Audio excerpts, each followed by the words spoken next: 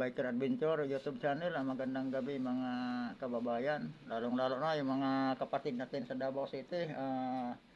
Kumusta status nyo mga taga Davao? No, nakakalungkot nga balita, lalong-lalo na dyan sa TOG. Mga kababayan, parang hindi makatuwirang pangyayari ang ginawa ng ating mga kapulisan sa Davao City mga kababayan. Nakakalungkot isipin. Ito ay isang maliwanag mga kababayan na isang pang-aabuso sa kapangyarihan.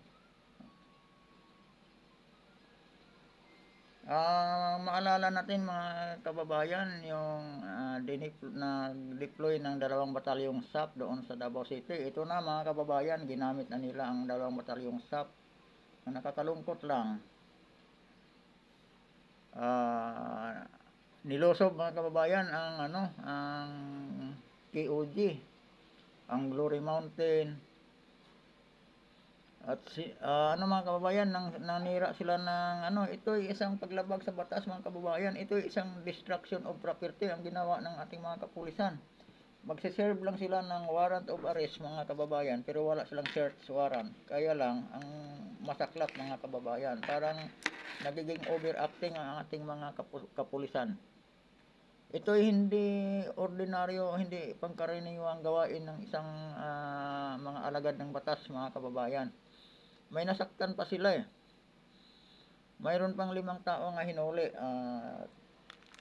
Brutal na mga kababayan ang trato nila kay Kibuloy, para bang napaka mabangis nga, isang mabangis nga terorista mga kababayan. Meron may dalawang, ang dami nila mga kababayan, may 2 batalyong SAP ang sumugod sa Glory Mountain. May 2 helicopter pang lumilipad sa area mga kababayan. Sinira nila ang gate ng KOG. Naka full battle gear ang mga pulis mga kababayan. Mayroon pang escort, si IDJ, mayroon pang PNP nga mga naka-blue lang. Medyo naka-relax lang yung mga PNP. Ang tanging nila mga kababayan ay isang warrant of arrest lang. Wala silang search warrant mga kababayan, pero sinira nila ang ng Kingdom of Jesus Christ. At yung tandaan mga kababayan, itong pinasok nila ay hindi ito isang rebel camp, kundi isang isang religious compound mga kaibigan, mga kababayan. Na overacting ang ating mga PNP. At ito mga kababayan, pwede bang kasuhan itong ating mga kapulisan na ito. Masyadong lalong-lalo na ang mga opisyal nito mga kababayan. Nagbistola silang sila ay naglilingkod sa isang politiko mga kababayan, sa isang tao lamang ang kanilang nito. Dapat kasi itong ating mga kapulisan alam naman lang patungkol sa batas. Alam din nila mga kababayan kung ano yung unlawful order mga kababayan. Itong ginawa lang pagsira sa gate isang maliwanag na isang isa itong destruction of property mga kababayan. Hindi makatao, parang napaka-brutal ng overacting sila mga kababayan. Itong ginagawa nila kay Pastor Apollo Kibuloy. Hindi nila 'to ginawa sa mama sa pano Samantala yung di ba noong sa 44 ang hinuli nila doon ang mag-serve din sila ng warrant of arrest kay Marwan. Ilang pulis lang ang nagpunta doon mga kababayan, hindi 2 batalyon. Wala silang backup na helicopter, wala silang ginagamit na sniper. Samantalang dito, mag-serve daw sila ng warrant of arrest kay Pastor Apollo Kibuloy. May sniper pa nakapwesto mga kababayan. May 2 helicopter pang backup sa area, may nagpalipad pa sila ng mga drone. Tapos sa ground mga kababayan, 2 batalyon na pulis, may mga CIDG pa. Napakalupit mga kababayan. Talo pa nila dati sa panahon ni Estrada yung paglusob sa Camp Abu Bakar. Napaka-overacting ng ating mga kapulisan. Ito ang nakakalungkot mga kababayan. Ito ang nakakalungkot nga katotohanan. Ito ay isang maliwanag na isang abuso sa kapangyarihan. Ngayon mga kababayan, titingnan natin itong kasi ito mga kababayan, ano 'to, paglabag sa karapatang pangtao ito. Tingnan natin mga kababayan itong human rights kung kikilos sila dito. Tingnan natin itong mga tatlong itlog diyan sa Kongreso. Tingnan natin mga kababayan kung imbestigahan ito ng Kongreso, itong ginagawa na 'to. Mahilig mag-imbestiga ang Kongreso mga kababayan. Yung war on drugs nga ni dating Presidente Duterte, binubuhay na ngayon mga kababayan. Ito ang ginagawa ngayon ng ating mga kapulisan ay isang malinaw na paglabag sa batas mga kababayan.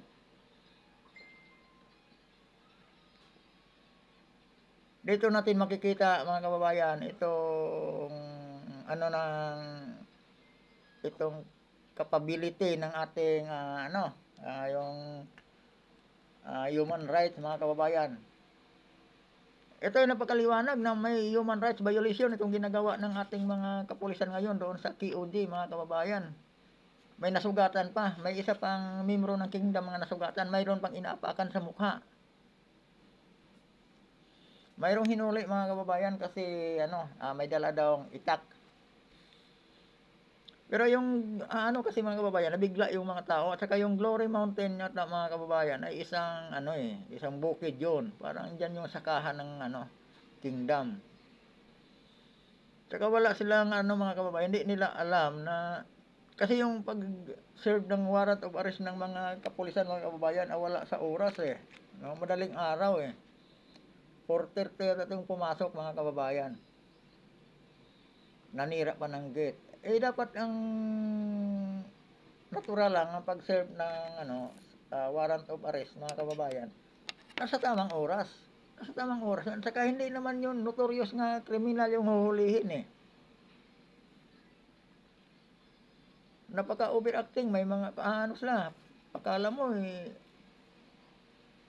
mga sundalo ng World War III. Akala mo mga sundalo ng Hapon mga kababayan Full battle gear. Mga high-powered ang mga dalang Yung isa parang masinggan pa nga yata yung dala talaga sila mga kababayan, para talaga silang overacting nga kasi warrant of arrest lang yung i-serve nila. Pero mas matindi pa kaysa pag-serve ng warrant of arrest kaysa notorious nga terorista, international terrorist kasi Marwan mga kababayan. Hindi 2 batalyon ang pulis nga pinadala noon mga kababayan, walang ginamit nga helicopter kaya nga na-sandwich yung 40 nga 44 nga SAP mga kababayan Kaya kawawa yung SAP, 44 naubos talaga, unti-unting naubos kasi 44 lang sila. Pinasubo sa ilang libo yung kalaban. Pero dito sa kingdom mga kababayan, malaki ang pagkakaiba. Mag-serve lang sila ng search warrant sa isang religious compound. Naka-full battle gear ang ating mga PNP, Hindi lang basta PNP, mga Special Action Force, mga kababayan, kaya talaga Para silang lulusob sa isang digmaan May 2 helicopter pang backup, may mga nakapwesto pang sniper. Anong ibig sabihin nito? Napaka-OA mga kababayan, napaka-overacting ang ginawa ng ating mga kapulisan. Ito ay isang mensahe ng pananakot mga kababayan. Ganito katindi ngayon ang ating administrasyon. Ganito katindi itong ating napiling presidente. Ang laki ng pagkakamali natin mga kababayan. Ito ang malaking pagkakamali nating mga Pilipino. Kasama na dyan si Pastor Apollo Kibuloy mga kababayan. Kasama na dyan ang mga Duterte. Kung nakinig lang tayo noon PRRD mga kababayan, hindi sana tayo nabudol. Kaya lang kasi nabula tayo hindi tayo nakinig kay PRRD, di ba? Tinatawag pa nga nating Marites PRRD noong sinabi niya weak leader si BBM. He is a weak leader, sabi niya Tapos yung sinasabi niya may isang kandidato sa pagkapangulo gumagamit ng cocaine. Hindi man niya dinilit ang pinangalanan si BBM noon mga kababayan. Kaya lang sinabi niya isang spoiled son daw yun. Isang spoiled son tapos isang weak leader. Yung sinabing weak leader mga kababayan, binanggit niya pangalan. Si BBM ay isang weak leader. Diba? Ang sagot naman natin, hindi pa nga nasubukan, weak leader agad. Habang pinag-anuhan ba natin, galit pa tayo noon kay PRRD. Tinatawag pa natin siyang Marites. Pero totoo naman pala talaga yung sinasabi ni PRRD mga kawan. Diyan din ako hanga sa galing ni PRRD. No? Ang galing ng ano ni PRRD, ang galing ng intelligence ni PRRD. Walang sablay. Ito ang malupit mga kababayan. Sa panahon ng kampanya ni PBBM mga kababayan, alam naman natin napakalaki ng partisipasyon ni Pastor Apollo Kibuloy at saka sa SMNI mga kababayan. Dahil sa SMNI at saka kay Pastor Apollo Kibuloy, nagmisto lang matalino si PBBM. Di ba? Hindi siya humaharap sa mga debit-debit mga kaibigan noong panahon ng eleksyon. Pero ang gumawa ng paraan si Pastor Apollo Kibuloy, nagiging doon sila ang nag-host noon ang SMNI. O di ba na nagmukha siyang matalino mga kababayan. Noong naging pangulo na siya, anong ginawa niya kay Pastor Apollo Kibuloy? Anong ginawa niya sa SMNI? Pinatik down niya. Si Pastor, itong ginawa niya ngayon kay Pastor Apollo Kibuloy. Kanino ba nanggagaling ang order ng itong ginagawang pag-grade ng mga pulis doon sa sa Kingdom? Hindi naman gagalaw ang DILG mga kababayan kung kung wala nag-utos niyan. Kasi tuta niya ang nakalagay diyan sa tuta niya si Abalos. Kaya yung una pa lang mga kababayan, yung tinanggal nila, nirelieve na ang 35 police officer dyan sa Davao City. Plano na talaga nila mga kababayan. Pasiuna pa lang yun mga kababayan. Ang kasunod niyan, sino na naman? Si Duterte at saka si Digong at saka si Mayor Baste Duterte. Hintayin pa ba natin mga kababayan nga mangyari yan? Dapat mga kababayan, maunahan niya yung ginagawa ng mga kababayan ng mga membro ng Kingdom. Dapat ituloy-tuloy na lang yan. Suportahan na lang natin mga kababayan. Huwag na nating hintayin maubos pa ang maubos pa ang mga Pilipino dahil diyan ang mga kumakalaban sa administrasyon mga kababayan. Ganito ang ginawa. Itong mensahe na to isang pananakot mga kababayan. Ito ay isang maliwanag na pananakot. Isang paglabag sa ating saligang batas mga kababayan ang ginawa ng kapulisan. Pero lang ang ginadala nila, warrant of arrest lang, pero nanira sila ng property mga kababayan. Destruction of property, ang malinaw nga destruction of property ang ginagawa ng ating kapulisan mga kababayan. Pumalag man ang mga membro ng Kingdom, ngunit wala silang magawa mga kababayan dahil sa napaka high powered ang mga hawak bit-bit ng mga firearms ng mga kapulisan. Nagmistulas lang private army mga kababayan. Nakalimutan siguro ng ating mga PNP, hindi sila private army. Sila ang magpoproteksyon ng mga mamamayan. Sila ang magprotekta sa mga ari-arian ng mga mamamayan. Hindi sila ang maninira. Hindi sila magpagamit dapat ng isang politiko, mga kababayan. Yun lang dapat ang isipin ng ating kung sino man yung opisyal nga namuno diyan, nga nagpauto, nagpahawak sa mga bangag nating politiko, mga kababayan. Hindi dapat yun ginawa. Kasi wala silang search warrant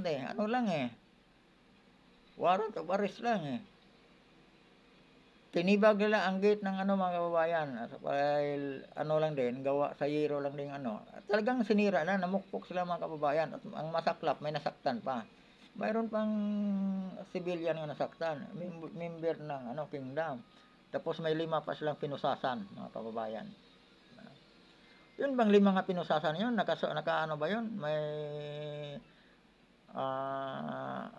ba rin yun sa korte?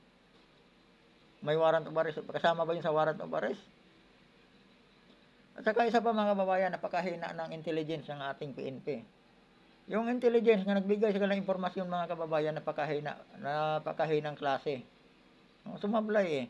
Hindi naman na nakita si Pastor Apollo Kibuloy eh. Kumbaga haka-haka lang yon. Kung ano man yung yung sino man yung intelligence na nagbigay sa kanila ng impormasyon, ay dapat mga kababayan ay managot yon. Paanga-anga siya eh. Dahil sa katangahan niya, sablay siya, may nasisira ng mga property, may mga taong nasaktan. Diba? Gumastos ang gobyerno dahil sa katangahan niya. Sablay yung impormasyon nga ibinigay niya eh.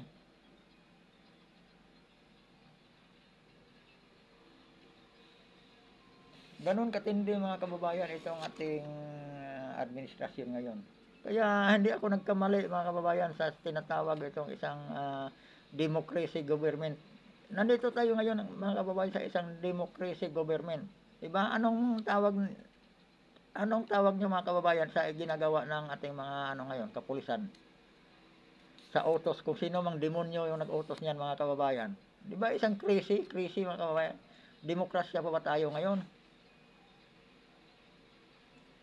Isang maliwanag yan, isang democracy tayo ngayon mga kababayan. Hindi tayo demokrasya. Ito ay nasa tayo mga kababayan, autocratic government. Yeah. Pag sinabi kasing autocratic, parang diktadorya din yan. Walang niyan, walang makakasuway, walang Pag sinabi, pagka inutos, yun na yun mga kababayan, utos na yun. Di na mabago yun. Ganun kalupit itong autocratic government mga kababayan. Dalawa kasi ito. Democratic government, martial law, at saka itong autocratic government mga kababayan, isang din to. Malupit nga pamumuno din to mga kababayan. Ito na tayo ngayon mga kababayan. Hindi nag-declare ng martial law mga kababayan, pero itong nangyayari ngayon ay isang nagmisto lang isang martial law na mas malupit pa mga kababayan. Sa panahon ni Marcos Sr., nag-declare siya ng martial law mga kababayan. Medyo nagkaroon ng may mga panghaharas noon mga kababayan. Dahil may nanggugulo. Yung mga makakaliwang grupo mga kababayan, sinasabotahe ang gobyerno, kaya nag-declare ng martial law at saka mayroon talagang nasasaktan din kasi nanggugulo sila eh. Pero itong sa ngayon mga kababayan, ang nanggugulo ng ating gobyerno. Ang kalaban ngayon mga Pilipino, mga kababayan, ang ating gobyerno. Diba? Hindi mga Chinese mga kababayan, hindi taga ibang bansa ang ating kalaban ngayon, kundi ang ating administrasyon, ang kalaban ngayon natin mga kababayan. Napakatindi sa mga nangyayari. Tingnan natin, sisilipin natin mga kababayan ang video kung anong nangyayari sa There is no authority for them to ito mga kababayan. The most that they can do is to coordinate and visually observe, lalo na kung wala silang direktang kaalaman kung ano ang nagaganap o sino ang tinatarget nila at saan ang target nila. Again, uulitin natin, ang Philippine National Police ay hindi private army ni Bongbong Marcos Jr.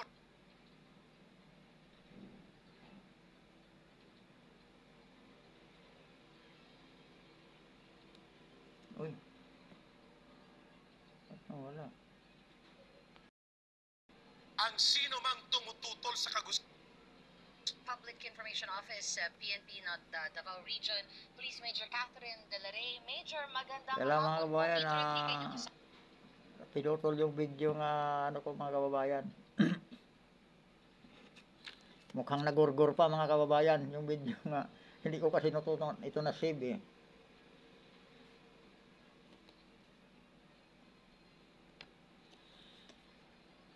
Napakalupit ng natin mga kababayan. Pero mag-obserba lang tayo mga kababayan. Huwag lang tayong matakot, no?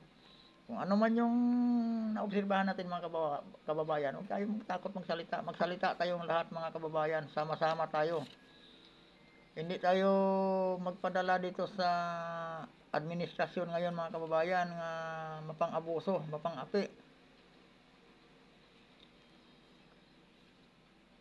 Malamang sa malamang ang isusunod niyan ng target mga kababayan ay ang Duterte na. Diba itong sinuspindi mo na si Mayor Baste Duterte mga kababayan para talagang man-neutralize nila. Parang baka mamaya si Migs Nograles pa kasi yan ang nangambisyon magiging mayor diyan sa Davao mga kababayan. Baka mamaya yon pa ang patayuin nilang mayor diyan ay magkakagulo yon, no? Ang kapal din ng mukha yung Nograles na yan mga kababayan. Kaya nga nakipagtulungan siyang masira ang Isiminay at saka yung yung si Pastor Apollo Kibuloy dahil sa ambisyon niya mga kababayan. Wala ring utang na loob yung Migs Nograles na yan mga kababayan. Diyan din siya nagsimula sa Isiminay mga kababayan. Isang empleyado dati ng Isiminay yung si Migs Nograles. Tapos nung napasok sa Kongreso, hindi naman yan siya halal talaga ng mga kababayan, mga taga Davao. Dahil lang sa party list, yung PBA party list mga kababayan, hindi naman yata basketballista yan. Bakit nadala niya yung PBA party list at siya ang tumayong congressman ng representative ng PBA party list. Marami rin mga congressman, mga kababayan na walang distrito at sila ngayong pumapapil at sumisira sa ating tulad ng tatlong itlog na sa tulad itong Arlene Brusas, no? Franz Castro, Raul Manuel. Yung mga yan, mga kababayan, walang distrito yan. Kumukuha yan ng pundo sa gobyerno. Di natin alam kung saan na dinadala yung mga pundo nga nakuha na sa gobyerno. Wala naman silang distrito, wala naman silang mga project mga kababayan nga naibalita, di ba? Pero malalaki ang budget ng mga yan. Hindi sila nagbigay ng liquidation mga kababayan para makita ng mga Pilipino kung saan napunta yung budget nga nakuha nila galing sa gobyerno. Alam naman nating lahat mga kababayan nga itong tatlo na ito ang mga legal front ng mga CPP, NPA, NDF. Ito ang masakit mga kababayan. Kumukuha sila ng pundo sa gobyerno para gagamitin nila laban sa gobyerno. O, di ba? Ito baka dapat iniimbestigahan ito ng mga senador, mga kongreso, mga kababayan. O kahit sa Senado. Dapat itong tatlong ito, iniimbestigahan nila ito. Pero wala eh. Ang iniimbestigahan tuloy nila si dating former President Duterte sa war on drugs. Pero magaling si si General Albayalde, hindi nila maipit-ipit mga kababayan, detalyado eh. Kasi transparent naman yung war on drugs noong ni PRRD. Ngayon, pilit niya nilalagyan ng butas lalo na itong tatlong itlog na to, hindi naman itong mga abogado eh.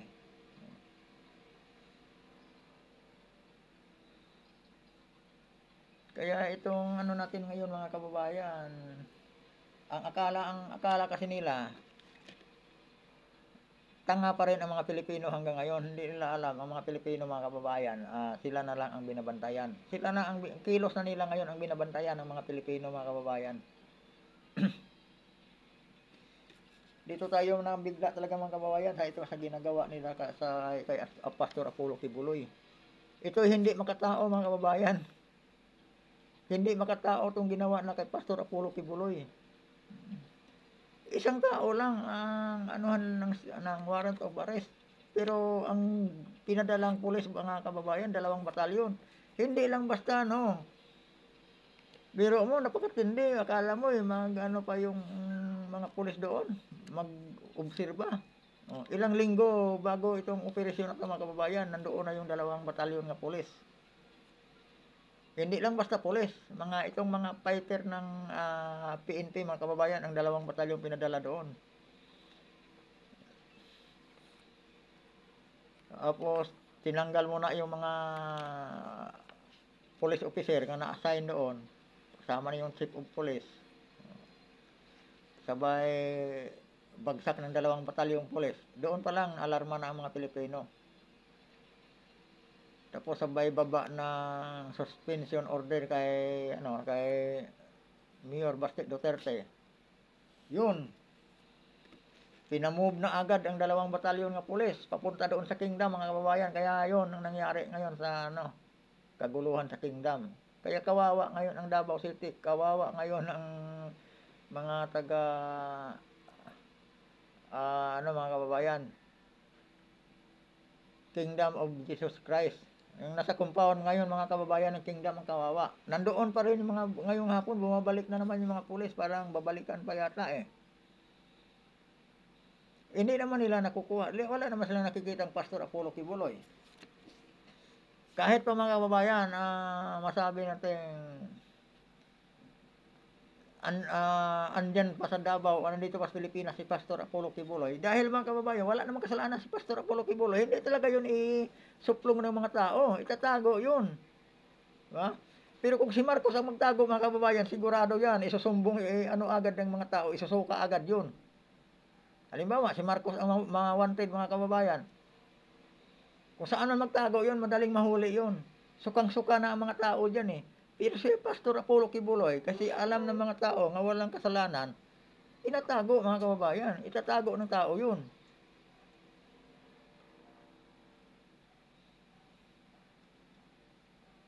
Ang ano nito mga kababayan, kung sino ang isunod nila kay Pastor Apollo Kibuloy, malamang yan, PRRD, Baste Duterte, sabay Sara Duterte. Ang ano talaga nila mga kababayan, sa 2028, wala na si Sara Duterte mga kababayan. Ma-impeach na.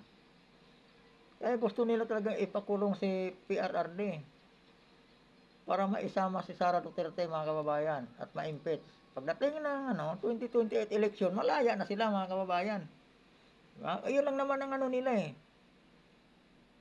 So, sobrang pangambisyon nila mga kababayan sa kapangyarihan.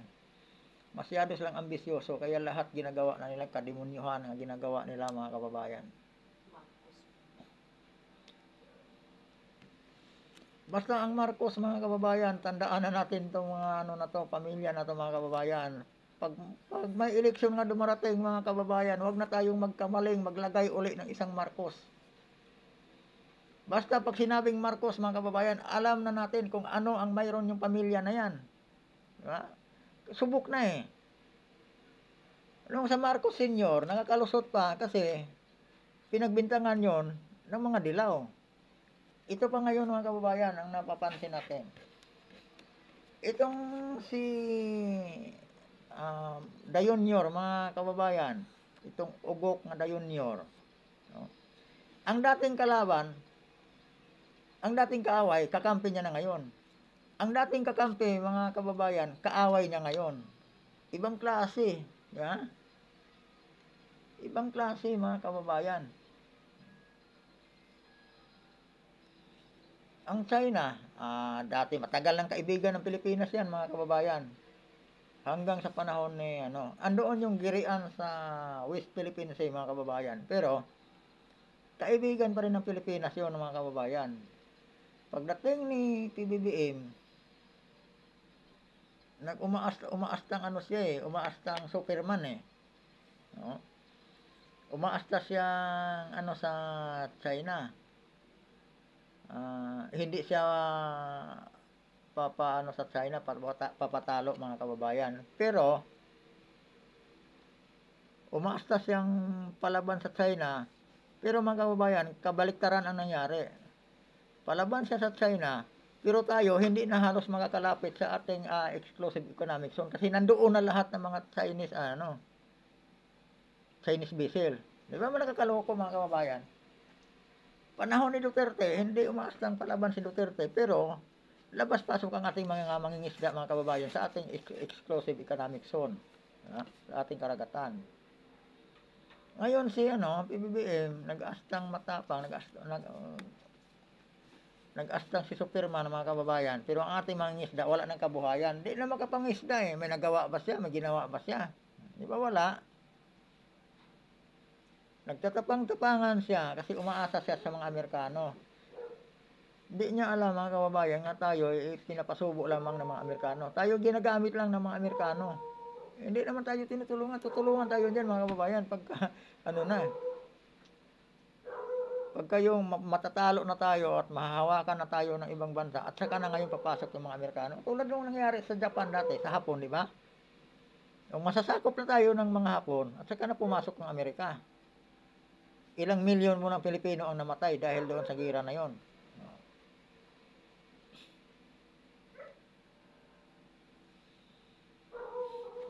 Kasi itong ating presidente mga kababayan, hindi siya para bang hindi na niya naisip ang kapakanan nating mga Pilipino. Hindi na niya naisip na ang ginagawa niya marami nang nasaktan ng mga Pilipino. Sana mga kababayan, madala pa sa dasal itong natin ngayon.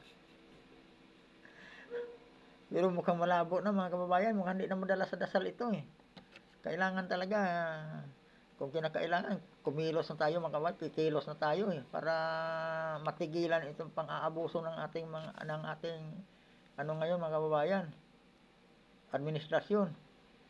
Lahat ginagawa na Yung sinusupi lang ating kalayaan, ang freedom of speech, freedom of expression, di ba? Sinusupi lang mga kababayan, wala tayong kalayaan. Tapos yung mga pagsuspinde ng mga government official ng halal ng taong bayan, yan mga kababayan ay elected yon.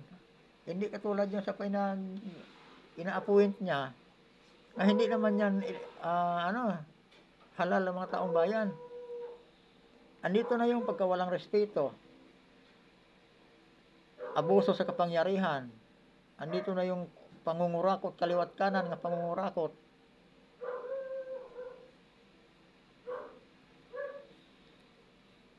Kaya mga kababayan, makikiramdam talaga tayo, makikiramdam lang tayo. Pero hindi lang itong ngayon mga kababayan, sapat na itong natin ngayon na obserbahan sa ginagawa ng ating administrasyon. Hindi natin alam kung itong ginagawa sa kingdom mga kababayan, ito ba'y mag-trigger na ng Wirpa people mga kababayan. Mahirap man sabihin, masakit man mga kababayan, pero kung kinakailangan na ang Wirpa people, di na siguro masama mga kababayan, umpisahan natin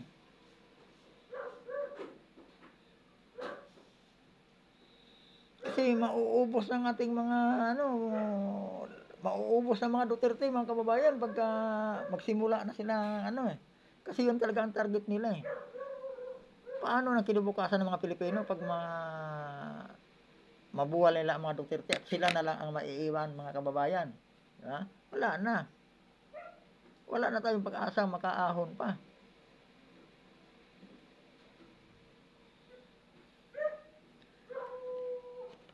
At maraming salamat mga kababayan sa panonood nyo dito sa munting channel ko. Hindi ko na lang pahabain mga kababayan at medyo pakiramdaman lang natin mga kababayan ang nangyayari sa mga taga Davao City. At wag lang tayong bumitaw mga kababayan, panonoorin lang natin yung mga report ng ating mga kasamahang mga vlogger nga nandoon mismo sa site sa mga kababayan.